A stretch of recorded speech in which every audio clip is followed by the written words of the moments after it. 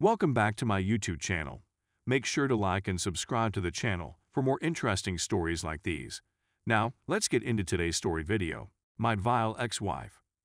I divorced my ex-wife more than 5 years ago because she had cheated on me on a regular basis with at least 13 different men and 2 women. As background, my ex-husband and I were swingers until the last year of our marriage. To give you some perspective, when I realized things had gone out of hand, I informed her I'd had enough of swapping partners. Unfortunately, she didn't agree and continued to meet up with guys behind my back. During the 6 months leading up to our divorce, my oldest child was diagnosed with a life-threatening condition. I will not go into details in order to preserve my identity. She started to crumble under the pressure and began to drink excessively, putting herself and our children in danger as a result. It became so terrible that I was forced to leave the house for a few weeks, bringing our children with me to live with my parents. Her closest friend, we'll call her Amy, called me at this time because my ex had exposed all of her dirty deeds to her on a girls' night out only a few days before. During the course of her pregnancy, she confessed to sleeping with a new guy every night and getting inebriated. She also told Amy that she had left our 3- and 4-year-old children alone at home for one night a month earlier in order to meet a guy, and that she had done so in order to meet a man. The rumor was that my ex-girlfriend was planning to file for divorce once she had sucked some more money from me while living rent-free in my home, according to Amy. It was at this point that Amy and I both agreed it was time to bring a halt to the relationship. Her staying with me was a source of frustration for her since she loathed me and couldn't go out and play around with her posse of desperate boys. The first step was to design a plan to evict her from the house and document all of her inappropriate behavior so that we could limit her custody of the children. The first step was to drag my ecstatic back inside the house and collapse on the bed next to her. She became completely mad, demanding that I leave the house immediately and threatening to call the authorities if I didn't comply. She had no clue that I was recording the audio of our conversation. Following my instruction for her to pound sand, she immediately phoned the cops and accused me of domestic abuse. The police officers came in no time and had me in handcuffs in such a short period of time that it made my head spin. The detective came over to the squad car to talk with me, and I gave him permission to listen to the audio recording.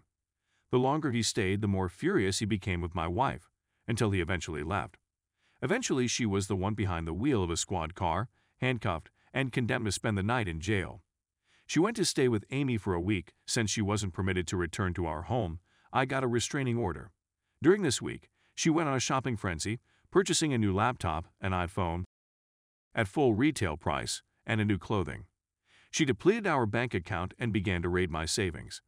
Amy also admitted to binge drinking at her residence to the point that she puked and defecated on herself all over her bathroom. Amy videotaped her binge for posterity, and she sent me 20 minutes of footage of a lady out of control intoxicated. The following day, I went to our savings account and placed all of our money in my new bank account so I could pay the bills. I canceled the account so she wouldn't be able to invoke overdraft protection and leave me liable for the overages. I canceled all of our shared credit cards and moved all of my investment accounts into a separate account in my name alone. She lost it when she realized she no longer had any money to burn through. Because things had grown so awful, she informed Amy that she was thinking about committing herself. I despised my ex. I didn't want to see her hurt herself in any way. Amy persuaded her that she needed care and accompanied her to an inpatient psychiatric institution. This was great because she was receiving care, but it also demonstrated that she was a threat to herself and the children. It was time to put the last piece of our strategy into action and close the sale. I went to see my attorney to start the divorce process and fill all the necessary papers. My attorney was outraged by my ex's conduct and was completely committed to assisting me in obtaining primary custody. He submitted my divorce decree and also persuaded the court to issue a temporary restraining order until our first hearing. We served the papers on her while she was in the hospital and scheduled the first hearing for 2 weeks later. The first hearing day arrived, and she arrived with her counsel. They didn't know what information we had since it was a pre-litigation hearing. She took the stand and began lying her heart out, telling the court how abusive I was and how that is what drove her to the mental hospital. She presented a persuasive point and performed a Grammy-winning performance.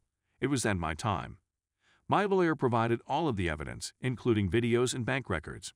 The turning point came when my attorney summoned Amy to the stand to testify. She narrated a horrific tale of a neglected mother who was absolutely out of control. A tale of a mother who was struggling with drug usage that was only getting worse. My ex couldn't keep her mouth shut the whole time Amy was on the stand. She made her attorney appear like a since all of her falsehoods were now revealed and contradicted what she had told him. When the dust cleared, I was granted exclusive custody, and she was granted supervised visits until she completed rehab and received more therapy. We swiftly reached an out-of-court settlement, agreeing to a progressive visitation schedule as she completed treatment and mental health therapy. I received the home after giving her a piece of the equity.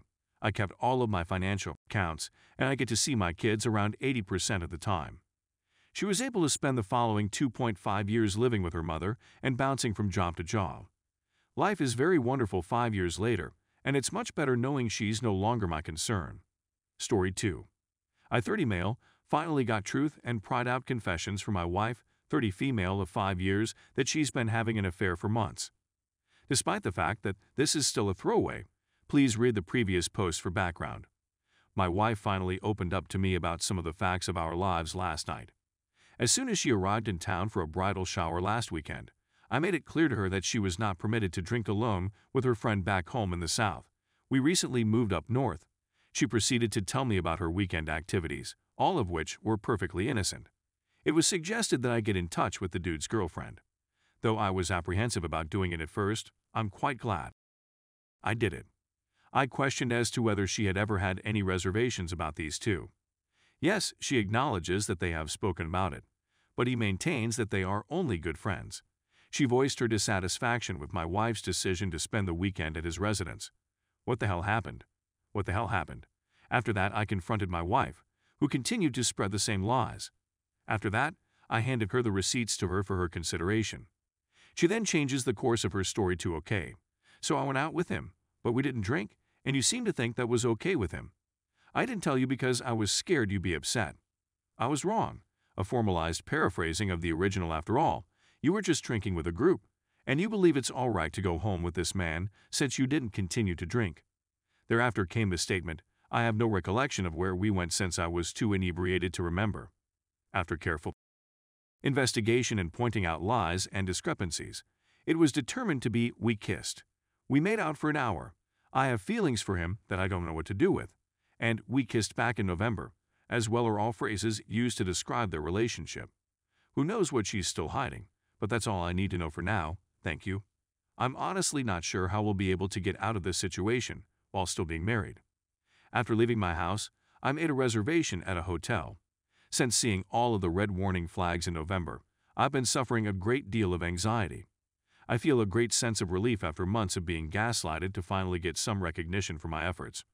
It feels 100% better to inquire around and run the risk of being wrong and seeming like a jerk than it does to fall victim to gaslighting and let your mental health to be torn apart in the process. The fact that you are suffering from alcoholism is a disgrace, and you should get treatment, but this is no excuse for cheating.